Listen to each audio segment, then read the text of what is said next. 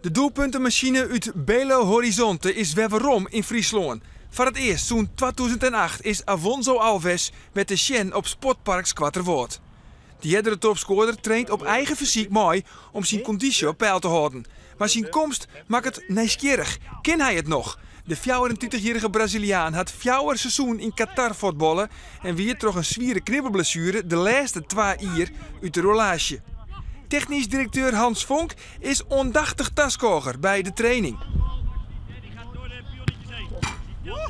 Ik heb een gedeelte van de training gezien en nou ja, de touch is er nog steeds. Dat kon je ook wel zien. Ik overleg straks even met de trainers over om te kijken hoe die het fysiek zich staande wist te houden. Ja. Tussen 2006 en 2008 scoorde Afonso Alves maar liefst 44 keer voor Heerenveen. Hij was Europees topscorer en was selecteren voor de Braziliaanse selectie, de Seleção.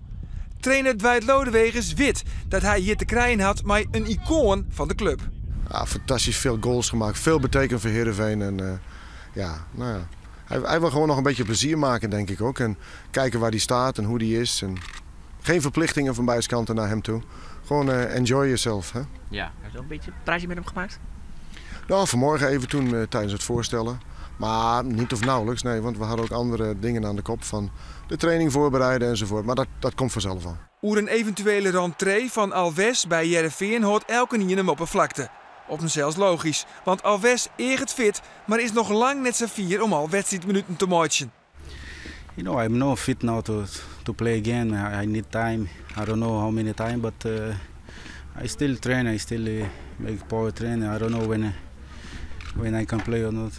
Is it for you a serious option to play for Heerenveen this year? Yes, I think so.